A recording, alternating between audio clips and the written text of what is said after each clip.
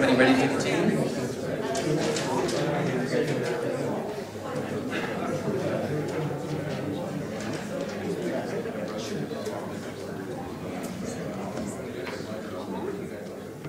Okay, let's move ahead with the council meeting then. We have a fun time outside. So just going to run through the agenda here so everyone knows where we are. We're going to go to the adoption of the minutes, then we're going to deal with Section C, 2 bylaws. At that time, I'm going to invite public input up to the microphone on Section E, which is resolutions for adoption. Section F, recommendations from committees, and G, reports from members of council, and then we'll deal with those items in E, F, and G. At that point, we will then move to committee of the whole, at which time I will invite Director Dermott to take my spot, and then I'll sit down in his chair, and then we'll continue on with the council meeting. So with that, let's move to the adoption of minutes. Madam Clerk. Thank you, Mr. Mayor. This item is the adoption of the special council meeting minutes of May 25th and the council meeting minutes also of May 25th. Second. I'll call the question. All in favor? Opposed? Motion is carried unanimously. Thank you. Next item, please, Madam Clerk. This item, Mr. Mayor and Council, is the zoning bylaw amendment number 9283. This is to create a new RA9 apartment zone. This is in relation to a rezoning application at Inverness and Glasgow Avenue. The item has been through public hearing and is now ready for final reading. Move final reading. Second. I'll call the question. All in favor? Opposed? Councillor Dermott is opposed. Is that correct? Okay. And the motion is carried. Thank you. Next item, please, Madam Clerk. This is the rezoning application, Mr. Mayor and Council. It's a final reading of 9284. And also we would need a motion for the approval of development permit DPR 561 for the construction of proposed 2 4-story multifamily residential buildings at Inverness and Glasgow. Move final reading. Second. I'll call the question. All in favor? Opposed? Councillor Dermott shows opposed. Motion carries. And a motion to approve the development permit. Thank you for that. Move the development permit. Second. I'll call the question. All in favor? Opposed? Councillor Dermott is opposed. Motion carries. Thank you. All right. We're now into the public input section for E and F and G. I'll just read through some of these items so members of the public who wish to come and speak on these items can know this is not part of the agenda. So E1 is 2022 Commonwealth Games. E1. E2 is 55 plus BC Games regional bid. E3, Canada 150 Community Infrastructure Program. E4, request for proposal 4016 Consulting Engineering Services, Glanford at Man. E5, governance review. F1, utility bill payments. G1, home renovation tax credit. And G2, review of download building codes. The last 2 being reports coming from members of council. So that, at this point in time, I'd like to invite members of the public up to speak. Please come forward and state your name and address for the record. And if you can keep your comments to 5 minutes or less, that'd be appreciated. Karen Harbour, 3430 Bon Air. I'm here to speak about the governance review.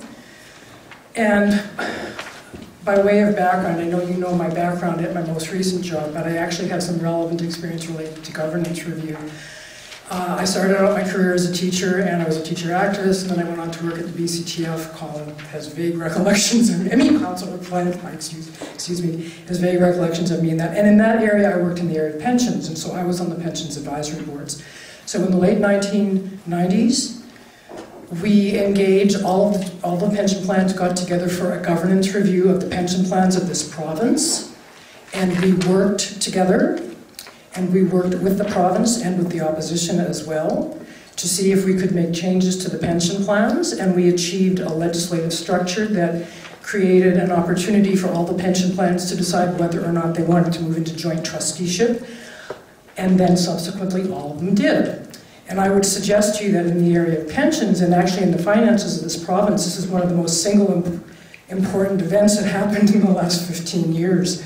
Took an awful lot of debt off the book of the province, for example. But I mention this because it was a really significant opportunity to engage in a governance review, and as a result, I feel that I do have something to offer in this regard. So in terms of the governance review proposal that is in front of you, I would say that the thing that I like about it is that the scope of it is broad enough, because that was a concern that I had. So if you look at the third page where it talks about, God, I have my glasses on, sorry. Identify strategies to optimize the district's governance in terms of 3 topic areas. Those 3 topic areas I think are relatively appropriate and can be construed as quite wide and broad. And that's a good thing, because a governance review should be wide and broad. And I am going from the supposition that in fact Council wants an effective governance review. And that is why it was on the ballot in November, and why 88% of people voted for it, because they want an effective governance review. So I would say to you, in my opinion, based on my experience, that what is significantly missing in this proposal is what I would call a committee of concerned citizens or champions who need to be themselves becoming very well instructed in how governance in the community works and in Saanich works, so that they would then, through the facilitator that is noted in this proposition, decide on the engagement tools which the public members of this committee should lead. And so that would include meeting with other stakeholders, other committees, and any other group that might be mentioned in this that would be appropriate. Otherwise, I would suggest to you that one of the problems that Saanich has always, in my experience in the last 17 years, experienced is that when you have open houses and various things, you get very little turnout. You get very few people coming.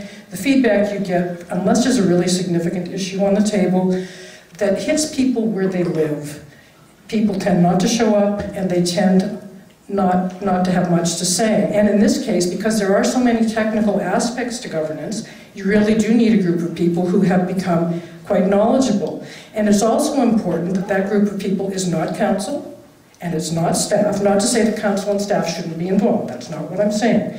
But you need people who can look at things with a fresh eye, who can ask the question why, and not accept it because it's always been that way, but find out the real reasons why things are the way they are, and are there in fact better ways of doing things. So I have to say that while I'm pleased to see that this is moving forward, I am very disappointed with the form that it's currently in front of us, and I hope that you will consider at least changing it so that there will be a committee of people from Saanich who will be involved. There are a lot of very talented people in Saanich, and I would suggest, you know, I've often heard councillors say, why don't more people come to meetings?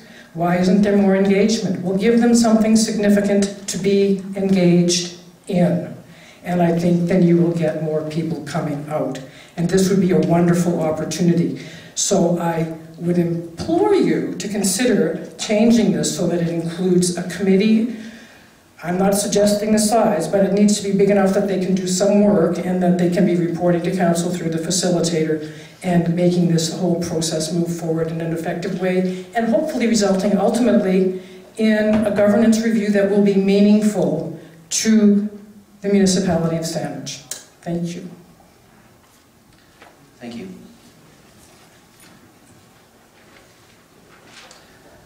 Are there any other members of the public that wish to speak? Please come forward. Thank you, Mr. Mayor. Good evening, Mayor, council members. My name is Haji Charania, and I reside at 757 Genevieve Road. And tonight I'm speaking as an individual. I think I am mindful of the fact that this E5 item, which I'm going to speak on, and the item 4, provincially funded governance review, these are entirely two separate items, two different. So I will only speak to E5. And if you allow me, or if my time permits, I also would like to speak to F1, as long as you don't turf me out, which has happened in the past, which I have not liked it very much. Now I'm referring to Miss Linda Allen's report, City Space, and in general I remain interested in the process as it unfolds. However, at this stage, respectfully, I offer two comments. Now on page 36 of the agenda package, so you scroll it down to page 36, under the key messages in Miss Linda Allen's report, under the key messages, under the second bullet, second sub-bullet, it talks about identify issues and gaps in the district's current governance model. I would add they should identify the challenges and the opportunities along with the issues and gaps, with all respect. And also under the communication tools, I would emphasize, Mr. Mayor and the council members, I would emphasize education. And I think Karen Harper talked about the Citizens Committee. But my simple interest would be the citizens would like to have simple facts, figures, and identification of opportunities for the public's input. So make it simple for people to provide you with meaningful input. That concludes my E5, and now I'm going on F1, and that's about the utility bill penalty. First of all, right? Am I correct there, Mr. Mayor? Thank you. Well, thank you to the Director of Finance for a report. From the report, it's not clear to me what percentage of bills are not paid on time or overdue. The report states 163,075 in penalty revenue for 2014, based on $3.26 million. That's overdue amount. It works out to be about $1.63 per capita per year, if you take 100,000 people in Saanich. It works out to about $4 a household.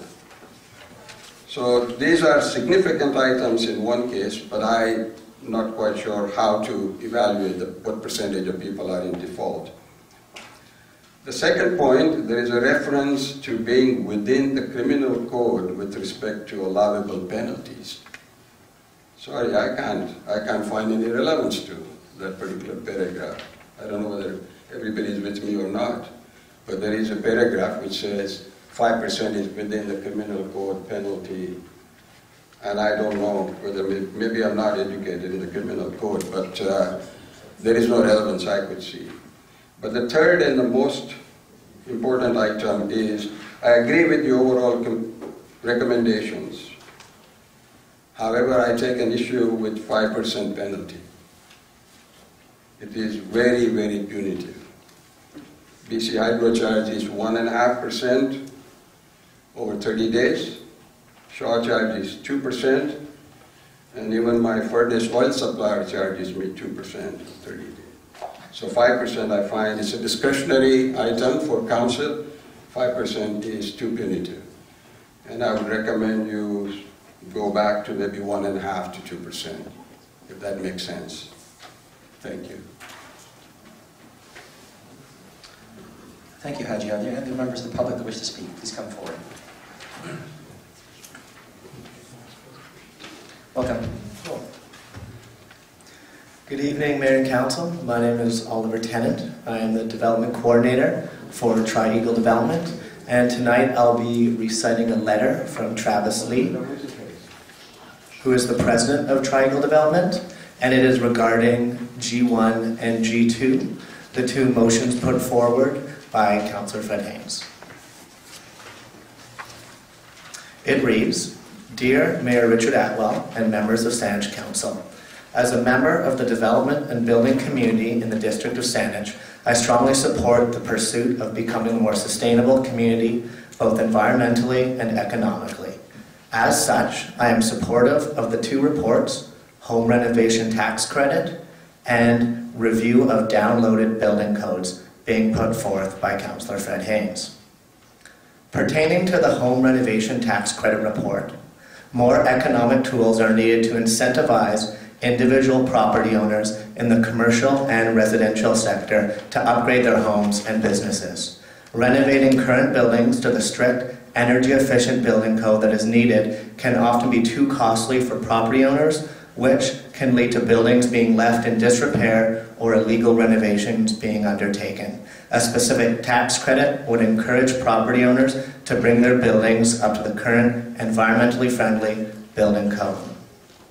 Specific to the review of downloaded building codes report, housing affordability is lessened by increased costs being incurred by the builder for smaller two-story homes. The current building code for developments larger than 2 stories is central to the longevity of a building and its residents. However, imposing regulations within it, like exterior rain screens and mandatory seismic engineering, onto 2-story buildings is not necessary and will have those costs passed on to the end purchaser. Along with these 2 reports, I would as well like to suggest that the District of Saanich consider a future discussion around property tax mill rates to encourage more residential and commercial buildings to follow the green building standards like LEED, Built Green, and BOMA Best. As the developer and owner of 3 LEED Gold office buildings, one of which is the first in the District of Saanich, our team has discovered that these developments are penalized with higher property tax rates than similar buildings that do not conform to these green building standards. This unfair penalization lessens the incentive for the developer and property owners to undertake any green building certification.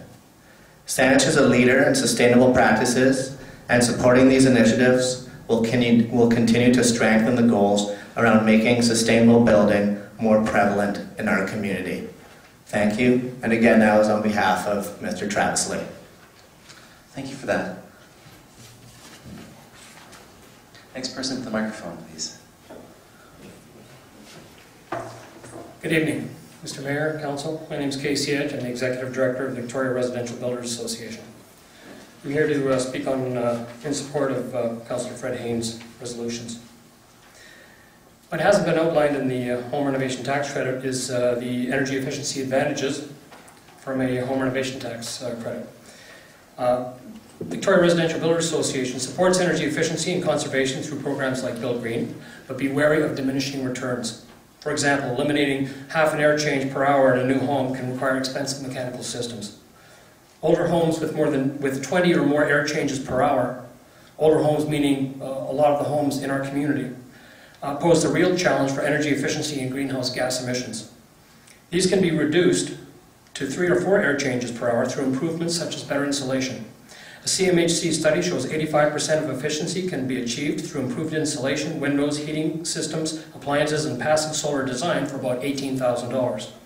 The remaining 15% efficiency costs, of efficiency costs tens of thousands of dollars. Simple renovations do more to reduce greenhouse gas and save homeowners money than spending tens of thousands of dollars to eliminate half an air change per hour in a new home. Incentive programs like the Home Renovation Tax Credit accomplish this, in addition to promoting health and safety for homeowners, discouraging the underground economy, and helping to create skilled jobs in every local community across Canada. Tax credits promote homeowner health and safety by encouraging the use of professional contractors for abatement of asbestos found in insulation, stucco, drywall, mud, roof shingles, floor tiles, electrical wires, and cement. Now, how did that happen? How did we get all this asbestos? In the 70s and 80s, the federal government's Canadian Home Insulation Program, CHIP, offered grants for installing insulation such as Zonalite, which was asbestos. In 1984, the federal government established the Asbestos Institute to promote the use of asbestos in our materials. So, for that reason alone, the federal government has an obligation to remove the asbestos that they encouraged in our homes. WorkSafe BC has implemented stringent and expensive regulations for addressing asbestos in renovations. Some homeowners do the work themselves, not realizing they are exposing their families. Canada's underground economy is estimated by the CRA at about $35 billion, of which 29% is illegal construction activity. Tax credits encourage consumers to require receipts, creating a paper trail. In addition, residential construction offers young people the opportunity to learn important skilled trades, and there's an impending shortage as baby boomers retire. Strong employment is necessary for our young people to stay and raise families in our communities. Skilled work offers good pay, which also enables young families to purchase homes. The Home Renovation Tax Credit offers enormous benefits on many levels. We hope you will support this initiative. And may I speak to the second resolution?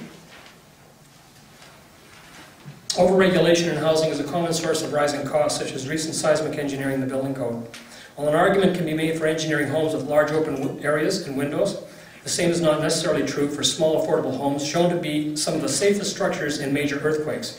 In fact, the structures that failed were engineered buildings and overpasses. The National Research Council's Canadian Code Centre implemented increased seismic requirements 2 years ago, and this year they're implementing round 2.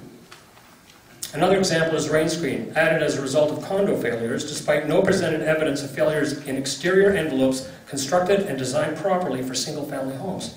This is especially true of homes sheltered in a subdivision. Original cost estimates at the National Building Code level were $650 to rain screen an average home.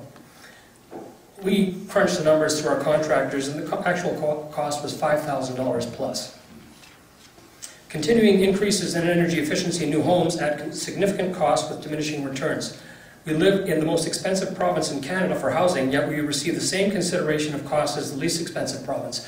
The average price of a home in New Brunswick is $160,000. The average price of a home in British Columbia is $510,000.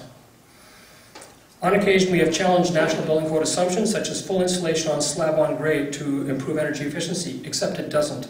Certified energy advisors report a perimeter of insulation is all that's required in our West Coast climate. Otherwise, it's a classic case of diminishing returns.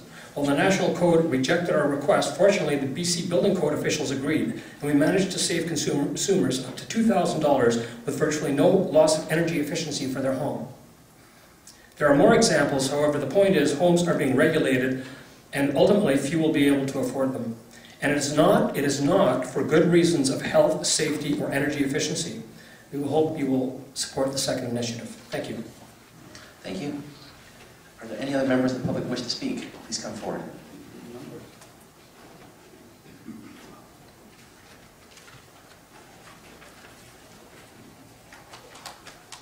Marcia Henderson, 660 Goyette Road.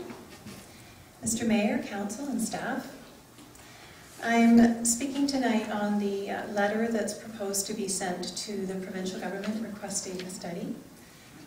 I don't believe there is a mandate from residents to go forward with any letter from the province.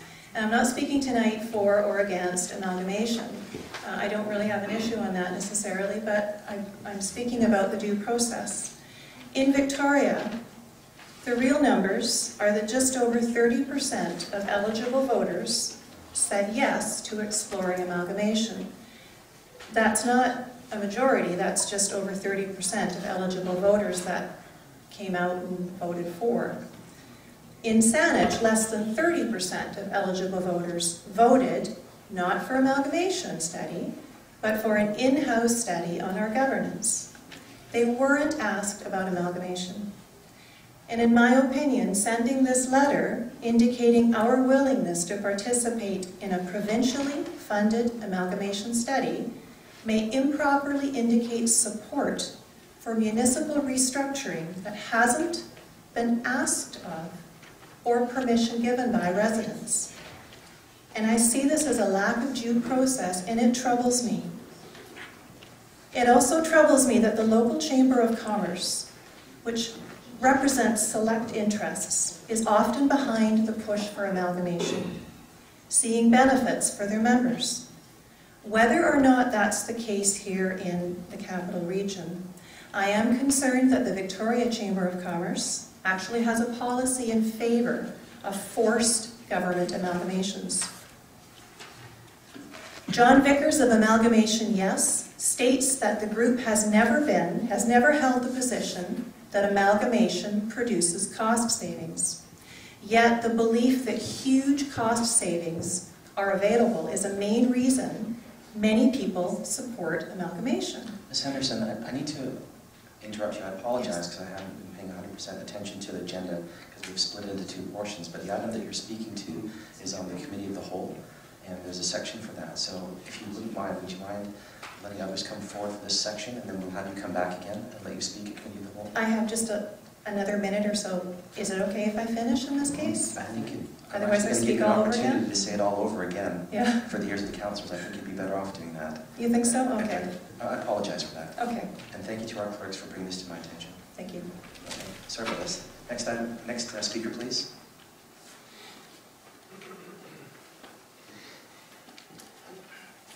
Mayor, Council. John Circum, Construction. I just wanted to add a little bit to G2, and won't duplicate anything that Casey said, but from a builder's point of view, we've spent the last 4 years trying to build affordable homes. And what the National Building Code seemed to do is make these changes, and then quite often when we bring up problems with them, then they amend the code changes. A lot of times they don't include us in any of the discussions. But one little example is the seismic thing. What they don't take into account is it's not just the cost of the engineer, it's the cost of the materials and the cost of the labor to put them in.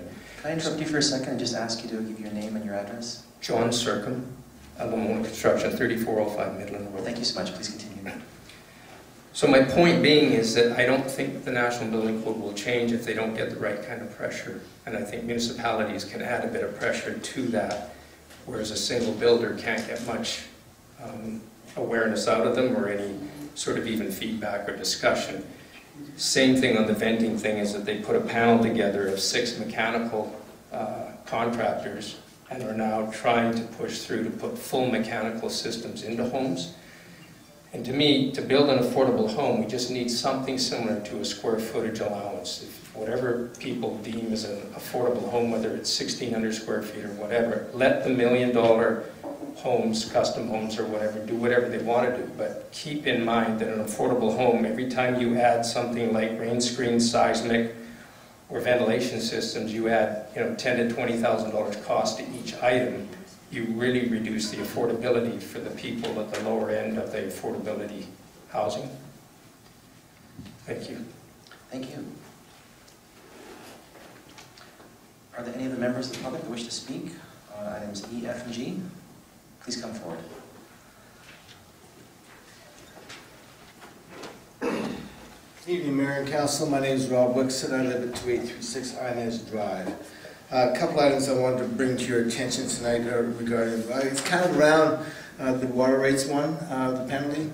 Back in April this year, our board wrote to Mayor and Council about water utility rates. So it was not long after you actually had reset the water utility rates. So we got some serious pushback in our community from those folks who strive to save water, strive to conserve water, and are faced with doubling of their water bills. Now, these are people on fixed incomes of, say, $1,500 a month. All of a sudden, their water bill is going from $40 to $80 a month. That's big news to them. And I wrote this letter on April 7th, and I've heard nothing from anybody in this room or in this facility. So I'm quite concerned about that. Are you not worried about these guys? You're more worried about penalizing somebody else? I don't know. It seems like a bit of a failure on my part, on that part. On the item of the governance review, I want to remind us that when this question, ballot question, was being discussed, and I was paid close attention, I wrote a lot of notes actually, but the one note that I thought was most important was former Mayor Leonard's comment at the end that this was a citizen-led initiative and was not going to be the responsibility of council to lead on this one. So far, council has directed staff to come up with a plan to do whatever they're going to do. Nobody in the citizenships that I know of has been sat down in a room and said, well, here's how you might want to go about that plan. There's lots of ideas out there. We're pretty good at what we do because we're all professionals in our professional life, but we're not being consulted. We're being talked to and saying, this is what we're going to do. We're going to figure it all out, and then we'll come to you and let you participate. Sorry, that's the wrong step. That's exactly what we've been talking about for the last year. Start talking to us before you do anything else. Don't engage staff or a consultant, pay money out for that stuff, until you talk to us. Thank you. Thank you.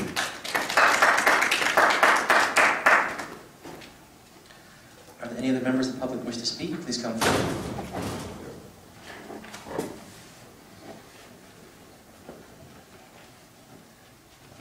Good evening, my name is Harold Wolf. I live at 4169 Kincaid. I just wanted to comment on what some of the contractors have been saying about building wrap. And I just went through a renovation on my own house. I'm a small contractor. I just do basically one-man jobs. And council as well asked me to put in the latest code just on my very small extension. And now I worked very, very hard to make sure I did it right. But the problem is that forcing small builders to do things that they're not used to doing, they generally cut corners. And in the end, they don't end up doing as good a job as if they had done what they did before. So building wraps in this community work just wonderfully. The Tyvek wraps with siding on them, they work. Why we have to put in a rain screen, especially on a small extension, it creates so much trouble, and I completely agree with the other professionals that it gives you very, very little payback, if any. There's no evidence that it's required, not on a single family home, and it is very much more expensive. I know just on a 50-foot extension, there's no way it cost me only $650. It cost